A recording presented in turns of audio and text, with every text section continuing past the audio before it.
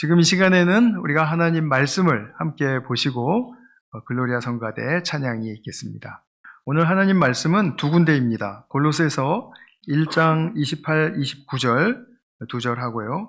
그 다음에 3장 16절 말씀입니다. 골로새서 1장 28절, 29절 말씀 제가 봉독하겠습니다.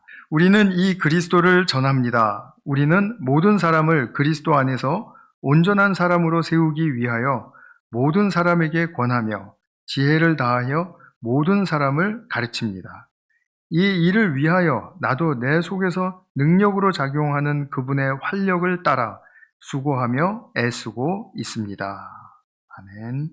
3장 16절의 말씀 우리 함께 한 목소리로 봉독하겠습니다. 시작. 그리스도의 말씀이 여러분 가운데 풍성히 살아있게 하십시오. 온갖 지혜로 서로 가르치고 권고하십시오. 감사한 마음으로 시와 찬미와 신령한 노래로 여러분의 하나님께 마음을 다하여 찬양하십시오. 아멘. 제가 말씀 위에서 잠깐 기도하겠습니다.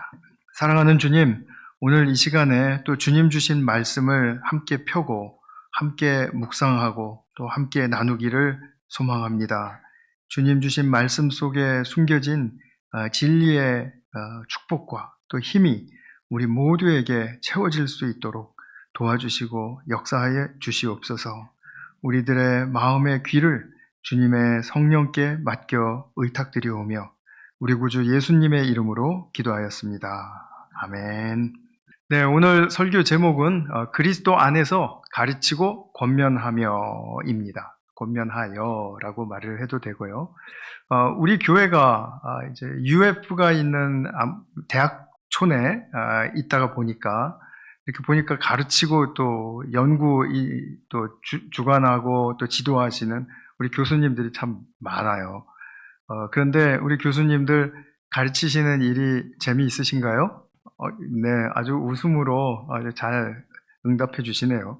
또 우리 교회는 그 반면에 전공자로서의 어떤 실력을 기르기 위해서 열심히 또 대학원에서 공부하는 분들 있죠. 그분들은 우리 배우는 것 즐거우신가요? 학생들이 훨씬 더 의욕적입니다. 네, 꼭 교육 쪽에 있지 않더라도 이제 가르치고 배우는 일은 참 어디서나 필요한 것 같습니다. 가정에서 부모가 자녀에게 삶에 대해서, 인간됨의 도리에 대해서, 또는 뭐 삶의 나눔에 대해서 이게 가르치지 않는다. 그럼 그죠? 너무 삭막하겠죠? 또 흥미로운 그 취미 생활을 한번 좀 가져보려고, 새롭게 가져보려고 뭐 운동을 시작한다라든지 뭐 악기를 배운다라든지 할 때 어떻게 해야 됩니까? 먼저 배워야 가능하죠. 가르치는 사람이 필요하다라는 뜻입니다. 아니면 요즘 뭐 유튜브나 인터넷, 요즘 특별히 또 AI 접근이 너무 쉬워서 뭐 어떤 주제, 뭐 어떤 일이라도 질문을 던져주면 일목요연하게 논리적으로 내 질문의 눈높이에 딱 맞추어서 정보를 주고 가르쳐 줍니다. 우리 집사님들 얘기하시는 거 들어보면 완전히 자동차를 고치는데요. 정말 수준급의 미케닉들이 하는 이야기들을 하시는데 무슨 말인지 하나도 못 알아듣겠어요. 그런데 본인들은 막 말씀하시는데 유튜브 보고 다 배우셨다는 거예요. 놀라운 배움 아닙니까? 또 우리 청년들 보면은요, 이 금요일 날 본인들이 이제 돌아가면서 식사를 준비를 하거든요. 근데 한 30명, 40명 분을 해야 되니까 적지 않은 양입니다. 그런데 아주 척척 잘 해냅니다. 어떻게 이렇게 요리를 잘하냐 그러니까 유튜브 보고 또 다 배웠다는 겁니다. 뭐 모든 것을 가능하게 해줍니다. 그래서 자신만 원하면 요즘은 얼마든지 지식을 얻고 배워서 관심 있는 일을 더 잘할 수도 있고, 그죠? 더 효율적으로도 할 수 있고, 재미있는 일을 더 많이 벌릴 수도 있습니다. 그런데 우리 기독교 진리 안에서 가르치고 배우는 일은 물론 이런 부분들도 일부 공통적인 부분이 있지만 또 성격을 달리하는 부분이 있습니다. 오늘 그것을 좀 함께 나누어 보려고 하는 거죠. 우리 올해 표어 성구가 골로새서 1장 28절의 말씀, 그래서 우리가 여러 주 지금 계속해서 이 말씀 보고 있는데, 사도 바울은 그리스도 안에서 모두를 온전한 사람으로 세우기 위한 것이 목적이라고 얘기를 했습니다. 그러기 위해서 모든 사람을 권하고 그리고 가르친다.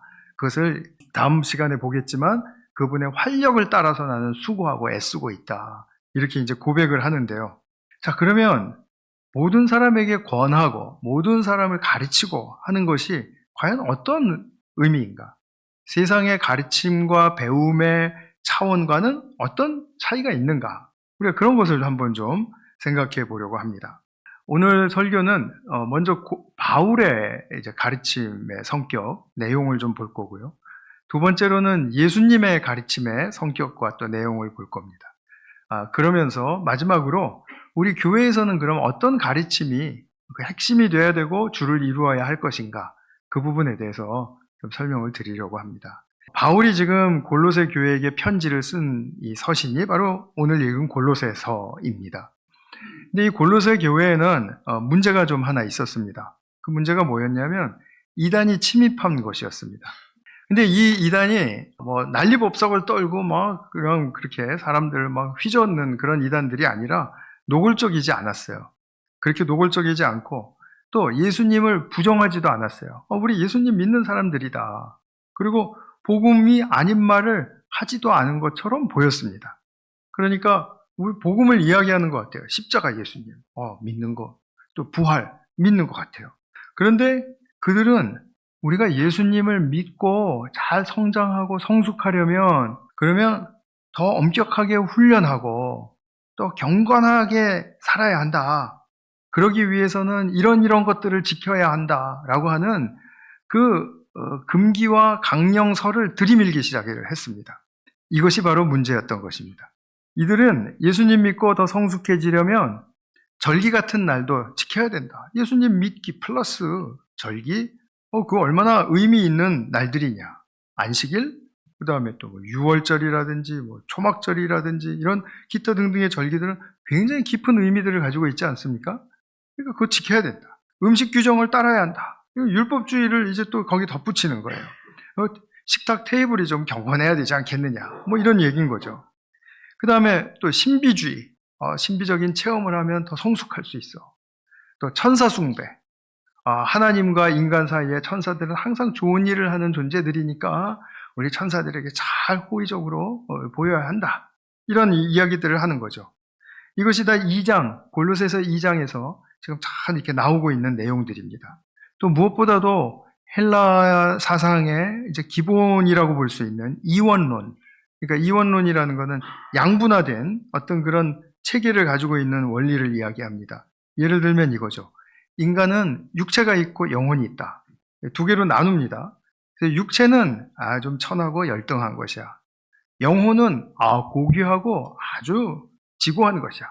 이제 이렇게 하면서 그래서 우리 이 열등한 몸을 쳐서라도 그러니까 채찍질을 해서 몸을 괴롭히는 수행을 해서라도 정말 이 영혼의 잘 길들여지게 해야 돼 라고 하는 그런 가르침을 퍼뜨리기 시작한 거예요.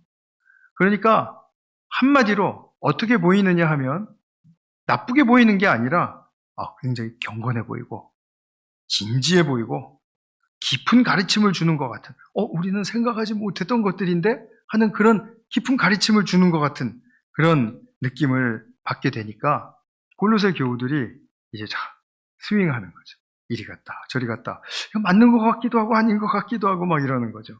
그런데 바울은 2장 23절에서 아주 이들에 대해서 딱 단언해서 규정합니다. 뭐라고 말을 하냐 하면 이런 것들은 그러니까 이단의 이런 가르침들은 꾸며낸 경건과 겸손과 몸을 학대하는 데는 지혜를 나타내 보인다. 참 정말 그럴듯해 보인다 이거죠. 그런데 육체의 욕망을 억제하는 데는 아무 유익이 없다. 그러니까 삶에 유익이 안 된다라는 겁니다. 우리가 죄를 극복하는 것에 있어서 육체의 욕망을 잘 다스리는 것은 너무나 필요한 일이잖아요. 그런데 육체의 욕망을 제어하는 길이 내 몸을 쳐서 내가 더 도덕적으로 반듯한 사람이 되어서 경건해 보이게 이렇게 지키고 시간 탁 하고 그게 나쁘다라는 뜻이 아니라 그렇게 하는 것이 바로 우리를 성숙하게 하고 육체의 욕망을 억제하는 길이다라고 말한다면 바울에게는 그것이 터무니없는 거짓말로 들렸다라는 것입니다. 육체의 욕망은 내가 억제한다고 해서 제어되지 않습니다. 여러분 경험하시지 않나요? 내 육체의 욕망이 있는데 그것을 스스로 나 이거는 좀 제어해야 되겠다. 그러면 제어가 됩니까? 안 됩니다. 어떻게 해야지 그 육체의 욕망이 제어가 되죠? 더 선하고 더 아름답고 더 참된 것이 내 안에 채워져야 육체의 욕망이 서서히 무력해지는 것입니다. 힘을 잃는 것입니다. 그리고 육체의 욕망이 다 없어진다? 이것도 또한 너무 극단적인 말이죠. 없어질 수가 없습니다. 인간은 욕구의 존재인걸요. 그러니까 지나친 욕망, 이기적인 욕망, 그런 기타 등등의 나쁜 의미에서의 욕망은 철저하게 제어해야 되고, 내 속에 있는 선한 욕망, 하나님을 향한 욕구, 이웃에게 다가가고자 하는 사랑의 욕구, 또 내가 선한 일을 많이 해보고자 하는 욕구, 이런 것들은 잘 다듬어야 할 필요가 있는 것들이죠. 그러니까 우리에게는 이 욕망을 무조건 억제한다고 해서 좋은 게 아니다. 그리고 억제할 수도 없다라는 겁니다. 그래서 바울은 신앙의 성숙의 길을 그런 방식으로 주장하는 그 사람들, 즉 예수를 믿음 플러스 알파, 절기 지키기, 이렇게 신비주의, 이런 것들 더하는, 그럼으로써 이루어지는 것이 전혀 아니다라는 것을 아주 강조해요. 그래서 2장 10절에서 굉장히 중요한 말씀을 선포하는데, 짧은 한마디 이 말씀입니다. 저기 나오네요. 신앙의 성숙은 여러분은 그분 안에서 충만함을 받음으로 가능해지는 것이다. 좀 전에 말씀드린 것처럼 내 안에 선하고 아름답고 귀한 것들이 채워지기 시작하면, 그러면 우리는 그 충만함을 누리게 되고 나의 삶이 이제 잘 다듬어지기 시작하고 가꾸어지기 시작하는 것입니다. 그래서 사도 바울의 말을 한마디로 줄이면 영어로 한번 해보겠습니다. Jesus plus nothing is everything. Jesus plus something is 뭘까요? Nothing. 오래간만에 영어 좀 써봤습니다. 그런데 그런 말을 지금 사도 바울은 하고 싶은 겁니다. 이 부분이 이 모든 시대의 교회에서 복음을 듣고 배울 때 굉장히 중요한 핵심이 되는 것입니다. 핵심. 이게 굉장히 심각한 영적 싸움입니다. 우리는 복음을 듣고 믿은 결과로서 더 열심히 나타난 것을 보고 싶다. 아닙니다. 우리가 복음을 듣고 믿은 결과로서 더 도덕적으로 반듯하고 또 그리고 뭔가 종교적인 경건의 행위를 잘 지키는 사람이다. 그것도 아닌 거예요. 또 자기를 몰아쳐서 금욕적인 수련을 하고 또 경건의 훈련을 목표로 한다? 그런 사람이 되었다? 그것도 아니라는 겁니다. 다시 말하면 내가 내 자신을 더 철저하게 관리할 수 있게 되었다. 이것이 목표가 아니라는 겁니다. 그러면 복음을 듣고 배운 결과로서 뚜렷이 우리 안에서 증거되어야 할 핵심은 무엇일까요? 예수님을 만나고 알게 되니까 이분 안에 인간이 얻고 누릴 수 있는 모든 참됨과 모든 선함과 모든 아름다움이 충만하구나. 예수님을 따라가면 이것을 우리에게 채워주시고 우리도 또한 예수님 닮은 리틀 지저스로서 정말 살아갈 수 있도록 해주신다고 약속하시는구나. 그러니까 예수님 안에 있는 그 모든 것을 발견할 때 다른 것은 필요가 없네. 오히려 다른 것이 더해지면 그거는 오염되고 왜곡되겠네 하는 생각이 들을 정도로 예수님 안에는 아주 너무나 완벽한 충만함이 그 안에 계시더라는 거예요. 그러니까 제발 예수님 안에 있는 것 말고 뭘 더 해야 된다, 더 해야 된다고 하는 그런 말들은 거짓 복음에 해당하는 것이다 라고 바울이 굉장히 강도 높게 이야기를 하는 것입니다. 오늘날 우리에게도 그래요. 오늘날 우리에게도 그렇습니다. 우리는 예수님 믿고 교회 생활을 하는 사람들 보면 좀 더 착해지기를 바라고요. 저 시간도 좀 잘 지키고 또 자기 성격도 좀 고치고, 물론 그건 나쁘다고 말씀드리는 거 아닙니다. 그런 게 다 따라오면 좋죠. 그러나 그것이 진정한 그리스도인인가에 대해서, 예수님의 충만함을 누리는 사람인가에 대해서 설명해주는 모든 것은 될 수가 없습니다. 지극히 부분적인 것일 뿐입니다. 오히려 우리의 내면 안에, 보이는 것보다도 우리의 내면 안에 예수님을 만나고 알게 됨으로 말미암아 변화되고 채워지고, 그리고 또 그것이 도전이 되고, 그것으로 말미암아 내 삶을 방향을 바꾸게 되고, 방향을 바꾸다 보니까 내가 진짜로 추구해야 할 사랑이라는 목표가 바로 저기에 있구나 하고 발견하고, 그리고 거기에 내 삶을 다 던져버릴 수 있는 바로 그런 나의 내면의 변화와 충족이, 그것이 훨씬 더 중요한 것입니다. 그렇기 때문에 자기 자신과 하나님은 누구보다도 더 잘 알아요. 자기가 예수님을 믿고 그리고 정말 예수님 때문에 살아가는 존재인지를. 우리가 외형적으로 보이는 길, 신앙인으로 성장하고 성숙하는 길이 그런 것이라고 해서 자꾸 믹스를 해버리는 경우가 많습니다. 그런데 이 혼합하게 되면은 이게 이제 성도님들이 혼동이 되는 것이고요. 또 말하는 사람도 아마 혼동이 되었기 때문에 그렇게 말하는 게 아닐까 싶을 정도입니다. 어떤 ABCD의 훈련을 받고 금기와 강령을 지켜내고 그래야 내 영혼과 삶이 정말 길들여지고 그리고 가꾸어지는가? 아니라는 거죠. 그게 아니라 예수님을 신뢰의 눈으로 바라보고 있는가? 또 그분을 바라보았을 때 그분 안에 있는 그 모든 것으로 충만함을 나는 보고 믿고 증거할 수 있는가? 예수님은 그런 분이심이 틀림없다라고 나는 고백할 수 있는가?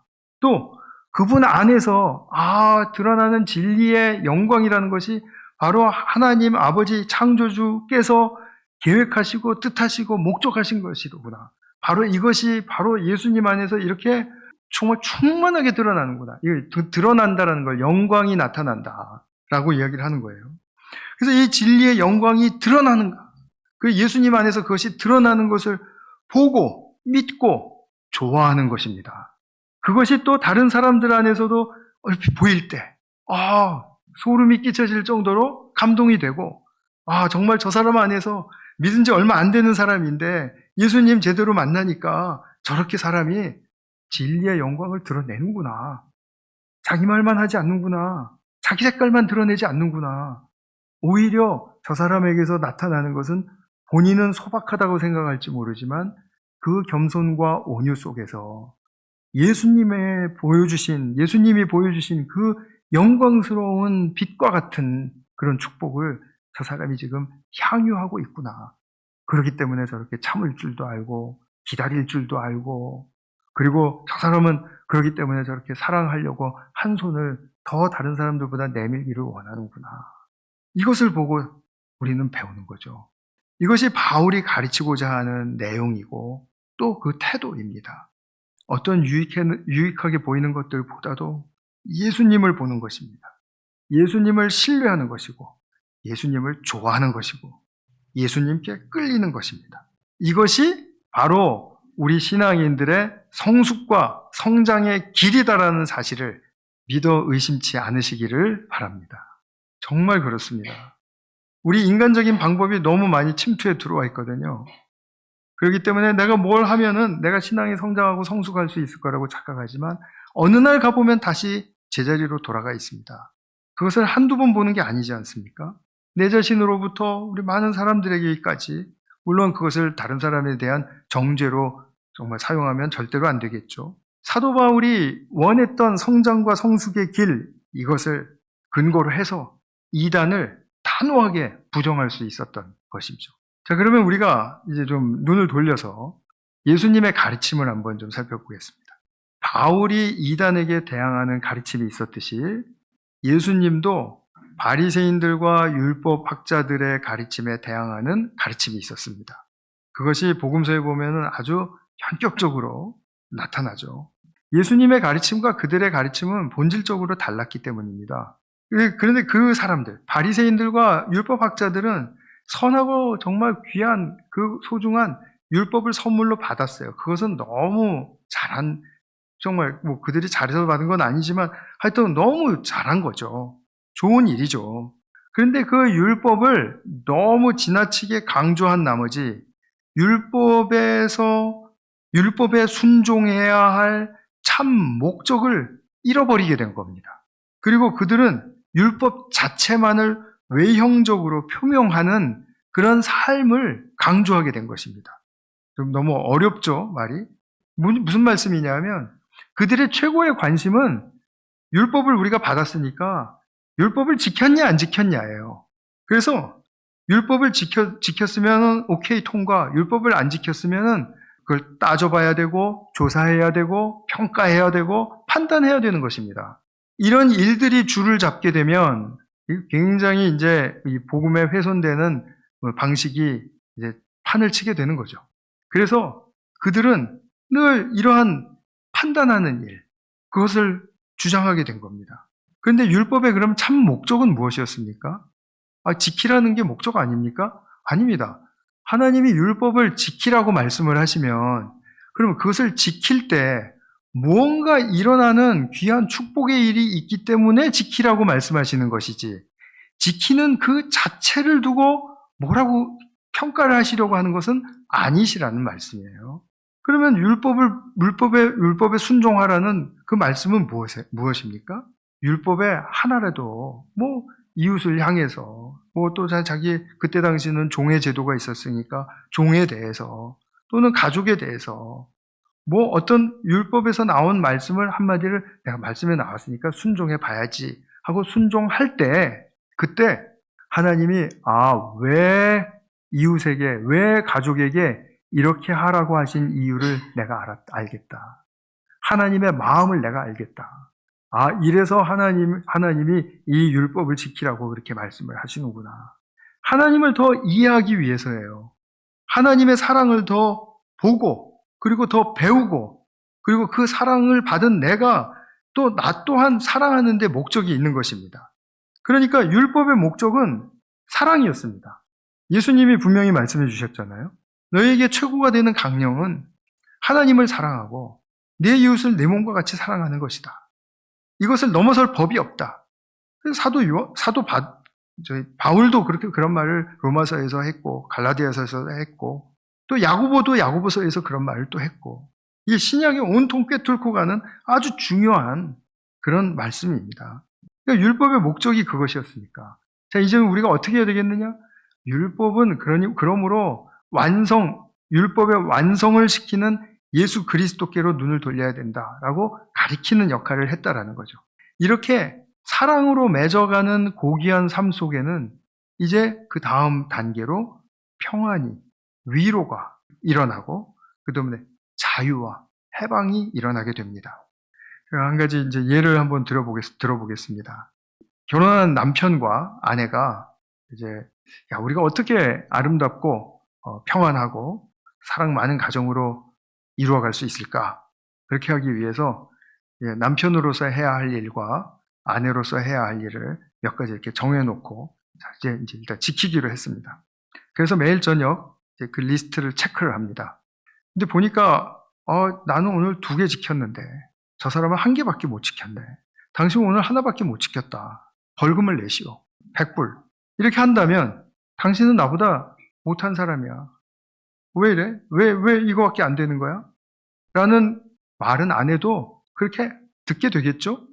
사람이니까. 그러면 그 다음 날부터는 내가 못난 사람이라는 평가를 듣지 않기 위해서 정상적인 부부라면 평가를 피하려고 또 벌금을 또 안 내려고 그리고 자기 총력을 다할 겁니다. 그러면은 그 총력을 다하는 그 사람의 이유는 그날 저녁에 리스트 체크했을 때 내가 걸려들지 않기 위해서예요. 그러면 그날은 잘 산 거예요. 그러니까 아름답고 평안하고 사랑이 많은 가정으로 이끌어가는 그 목적은 잊어버렸어요. 그리고 매일매일 이제 이것을 이제 씨름하는 거예요. 그러면 어떤 때는 지켰는지 안 지켰는지 애매한 것들이 참 많거든요. 청소를 해주기로 했는데 반만 했어요. 그럼 한 겁니까? 안 한 겁니까?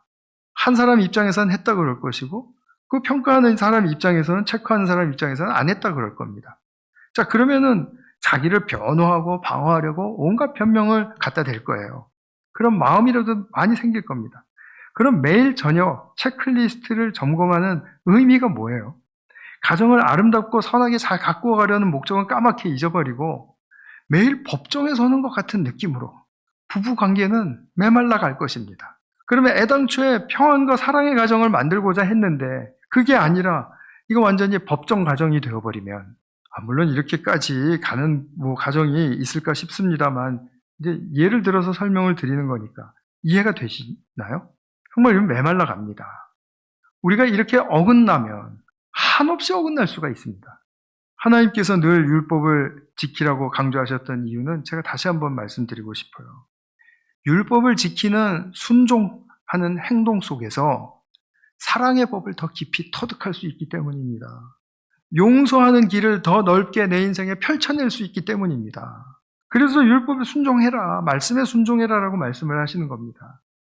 그리하여 참된 삶에 이를 수 있다라는 살아있는 정말 참 소망을 주시기 위해서 율법을 지켜라라고 말씀을 하시는 겁니다. 또 다른 측면에서 본다면 우리는 현실 속에서 늘 비교당하고 그런 사회 속에서 살고 환경 속에서 살고 있지 않습니까? 그러면은 내가 저 사람보다 못한 게 없다 하더라도 불안해요. 그리고 무언가 또 좀 더 내가 기대치 않았던 또 예상치 못했던 일들이 터져나게 되면 또 분노하게 돼요. 화가 납니다. 그럼 벌써 마음이 그로기 상태로 빠져드는 것입니다. 힘들어져요. 그러면 그렇게밖에 만들지 못하는 세상의 늪에 빠져 있을 때 하나님의 율법에 한 가지라도 순종을 해라 할 때 그 세 길을 따름으로써 여기서 이런 세상의 늪에서 해방될 수 있는 길이 바로 하나님의 말씀을 지키는 것이었구나 하고 다시 그 말씀에 대한 재해석과 재조명이 일어나는 거죠. 그래서 나는 비로소 정말 하나님 말씀 안에서 희망이 있다. 하나님 말씀을 지키니까 이런 새 길이 열리는구나. 이것을 지금 알 수 있게 된다라는 겁니다. 바리새인들이 매일 저녁 정기적으로 매주 체크리스트를 꺼내서 체크하고 평가하고 정죄하는 일들이 앞서니까 사랑과 용서와 자유와 해방과 이런 진짜 하나님이 원하시는 목적은 저 먼 곳에 깊이 묻어버리게 된 것이고 정말 오직 자랑은 율법을 안 어겼다라는 거, 그래서 자기 의의가 생겼다라는 거, 이것을 율법주의라고 하죠. 율법은 좋은 것인데 이게 율법을 잘못 해석하고 오용한 거죠. 오용한 결과를 가져온 거죠. 그러니 이 선하고 참된 율법을 받은 그들이 정말 아름답고 정말 진리에 가득한 공동체를 세워가야 되는데 자기 의가 난무하는 율법주의 공동체를 만들어 놓았으니 항상 자기들이 옳은 거예요. 하나님을 잘 안다고 또 착각을 하는 것이고요. 그러니 예수님이 이것을 신랄하게 말씀하지 않으실 수가 없었다라는 것입니다. 바울이 이단에 대항할 수밖에 없는 그 가르침, 예수님이 이 율법주의에 대항할 수밖에 없는 이 가르침은 오늘날 우리 신앙인들에게도 정말 직접 적용될 수 있는 부분들이 많이 있음을 아마 눈치채셨을 겁니다. 2000여 년이 지났지만 사람과 공동체와 세상의 본질적인 문제와 그 진리의 해답은 너무나도 비슷한 맥락 속에서 계속 흘러가고 있다는 사실을 우리가 놓쳐서는 안 됩니다. 그러므로 우리가 어떤 특별한 현대를 살고 있는 게 아니고요. 우리가 계속 이 맥락 속에서 살아오고 있는 것입니다. 고대로부터 중세로부터 현대, 근대, 현대 이르기까지. 그러므로 현대를 사는 우리는 예수님을 향한 신앙 안에서 우리가 교회 생활을 하면서 교회의 가르침은 무엇에 더 초점을 모아야 할까? 이거 우리가 생각해 보지 않을 수가 없죠. 그래서 교회의 가르침이 어때야 하는가에 대해서 우리 한번 좀 말씀 나눠보겠습니다. 개신교회에 좋은 영향을 끼친 분들이 무수히 많지만 우리가 일반적으로 잘 알려진 분이신 그 유진 피터슨 목사님, 그 중에 한 분이십니다. 그분은 특히 목회자에게 하신 말씀들이 참 많았습니다. 근데 그 무슨 말을 했냐면 목회자의 일은 지식을 전달하는 것이 아니라 사람이 하나님 앞에서 살아가도록 돕는 것이다. 이렇게 정의를 내려주었습니다. 목양은 기술이 아니다. 존재의 길이다. 라고 말씀했다라는 거죠. 아까 서두에서 말씀드린 것처럼 AI에게 요즘 질문하면 모든 분야에서 참으로 논리적이고 정교한 고급 지식들을 얻을 수가 있습니다. 이거 너무 답변이 어려운데 그러면 또 쉽게 쫙 설명해 주고요. 이거보다 좀 더 좀 예의를 갖춰서 좀 한번 써봐 주지? 그러면 또 예의를 갖춰서 또 딱 써주고요. 기가 막히죠. 성경에 대해서도 그렇고 신학에 대해서도 그렇습니다. 다 알아요. AI는 정말 놀랍게 다 압니다. 제가 이제 개혁주의 신학에 이렇게 이제 주로 주안을 두고 있으니까 개혁주의 신학에 맞춰서 다 이렇게 그것만 골라서 저한테 정보를 줍니다. 그럼 이거 말고 다른 사람들은 다른 또 뭐 자유주의라든지 뭐 다른 또 크리스찬의 분파들은 어떻게 얘기를 했는데 하고 물어보면 그제서야 또 다 또 보따리 풀어가지고 설명해 줍니다. 제가 전반적으로 느끼는 것은 뭐냐면 사람보다 훨씬 정확하고 옳은 말을 많이 한다는 것입니다. 그리고 사람이 사고할 수 있는 이 범주보다 훨씬 더 폭이 넓습니다. 다루는 영역이. 왜냐하면 사고가 우리는 이게 항상 다 모든 방면에 대해서 펼쳐져 있는 건 아니잖아요. 그거 뭐지? 그리고 한참 생각을 해야 되는데 AI는 생각하지 않고 그냥 완전히 통합적인 차원에서의 그 여러 방면의 것들을 다 아우러 줍니다. 그래서 참 유용할 때가 많습니다. 그래서 많은 사람들이 이것을 걱정하죠. 아, 이제 AI가 목회하는 시대가 오겠다. 그런 시대가 온다고 믿으십니까? 한번 여기서 좀 한번 조사를 한번 해볼까요? 그 AI가 목회하면은 더 잘할 것 같다. 아니면은 뭐 AI가 목회해도 괜찮을 것 같다. 라고 생각하시는 분 혹시 있습니까? 어떻게 한 분도 없습니까? 몇 분은 있을 수 있을 것 같은데. 저도 성도님들과 같은 생각입니다. 왜 그러냐 하면 AI는 지식은 풍성하게 잘 전달해요. 사람보다 더 잘 전달해요. 그런데 사람을 하나님께로 인도하거나 하나님 앞에서 살아가도록 도울 의도는 없습니다. 제가 물어봤다니까요. 자기는 없대요. 자기는 그런 의도 없고 당신이 하나님을 향해서 나아가는 여정 속에서 내가 최선을 다해서 당신이 필요한 것들을 알려드리면서 돕고 싶습니다. 그러더라고요. 그게 또 기특하더라고요. 그 말 들으니까. 그래서 우리가 AI의 한계가 뭔가, 우리 교회의 본질적인 모경이 뭔가, 이것을 생각을 해볼 때, 아, 이거 둘이 맞지 않는 겁니다. 같이 화합이 될 수가 없어요. 다시 말하면, 제가 뭐 이렇게 목사 자리를 꼭 지켜가려고 뭐 이렇게 빼앗기지 않으려고 이런 말씀 드리는 거 아니라는 거 아시죠? 다시 말하면, 목양에 필요한 자료들은 공급을 잘 해줘요. 그러나 목양의 길은 될 수가 없습니다. AI는 그래요. 신약 성경에서 가르침에 해당하는 말 중에 제자라는 아주 중요한 말이지 않습니까? 제자라는 의미를 가진 마데테스라는 단어가 있습니다. 헬라 단어입니다. 이 마데테스는 어디에서 나오냐면 많이 나오지만 예수님이 이제 산상수훈을 하실 때 산에 올라가셔서 제자들 이렇게 보실 때 제자들이 그분 앞으로 나왔다. 이런 표현이 있습니다. 여기서 제자들이 바로 이 마데테스입니다. 배우는 사람이라는 뜻인데 학교 생활을 하는 그 학생의 모습을 상상하시면 안 됩니다. 여기서 제자들이라는 말은 예수님께 배우려고 하는 사람들이라는 말은 삶을 맡긴 사람을 이야기합니다. 삶을 맡긴 사람. 제자란 스승의 삶에 참여하는 사람. 스승의 뒤를 따라가는 사람.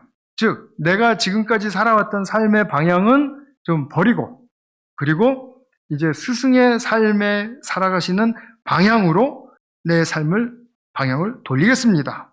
라고 하는 사람. 즉, 삶의 방향을 새롭게 설정받은 사람을 뜻합니다. 그러니까 우리가 교회에서 항상 관심 있는 질문은 이거죠. 말도 이것이고요. 형제님, 참 예수님의 삶에 동참하는 사람이 올바른 삶의 방향을 잡은 사람이라는데 우리가 어떻게 살아가면 좋을까요? 그럼 그분이 듣고 맞습니다. 참 정말 우리가 그 길을 구체적으로 기도하고 격려하면서 찾아봅시다. 그리고 서로 그렇게 대화하고 나눈다면 그것이 바로 교회 가르침의 중심입니다. 어떻게 내가 삶의 방향을 돌려서 하나님께로 더 가까이 나갈 수 있을까?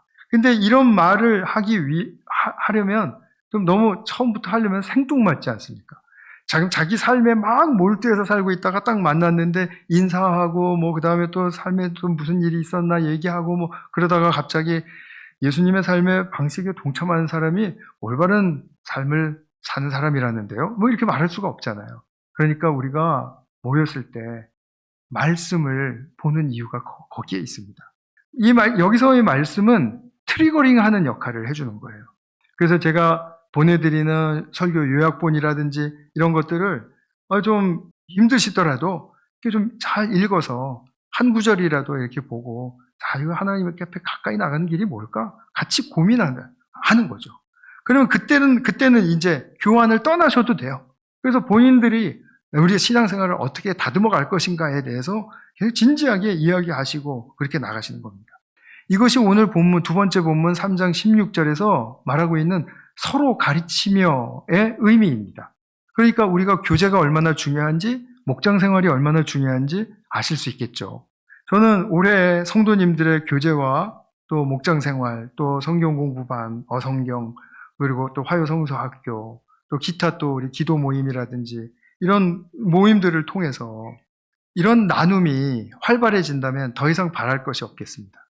그것은 우리 교회의 바른 방향의 목양의 축복이 부어지고 있다는 증거가 되기 때문입니다. 그래서 성도님들 모두 성경의 가르침에 힘입으셔서 그리스도 안에서 온전한 사람으로 세워지는 2026년도 한 해가 되시기를 주님의 이름으로 축원합니다. 기도하겠습니다. 사랑하는 아버지 하나님, 오늘 우리가 교회에서의 가르침이 잘 이루어지려면 한 사람 또는 지식이 많은 사람에 의존하는 것이 아니라 예수님의 삶의 방식에 동참하는 사람들이 서로를 격려하고 또 서로에게 힘을 더하여 줄 때 그때 일어나는 일이라는 사실을 깨닫게 되었습니다. 거기서 바로 우리에게 진실이 터득이 되고 진리를 깨닫게 되고 그리고 어떻게 살아야 하는지 도전을 받게 되는 줄 믿습니다. 그래서 정말 우리 게인스빌 한인 교회 공동체가 진정으로 주님 앞에 나아가는 그런 길을 서로가 독려하며 격려하며 또 도전하며 나아가는 그런 축복의 한 해가 되기를 간절히 소망합니다. 오늘 바울의 가르침의 내용과 또 예수님의 가르침의 내용을 살폈는데 그런 것들이 우리의 삶에 정말 등불이 되어서 우리가 진실로 예수님이 원하시는 삶, 또 그것으로 말미암아 우리는 기쁨으로 넘치는 삶, 그것이 잘 이루어져 갈 수 있도록 주님의 성령께서 도와주시고 축복하여 주시옵소서. 함께하여 주신 은혜 감사드리며 예수 그리스도의 이름으로 기도하였습니다. 아멘.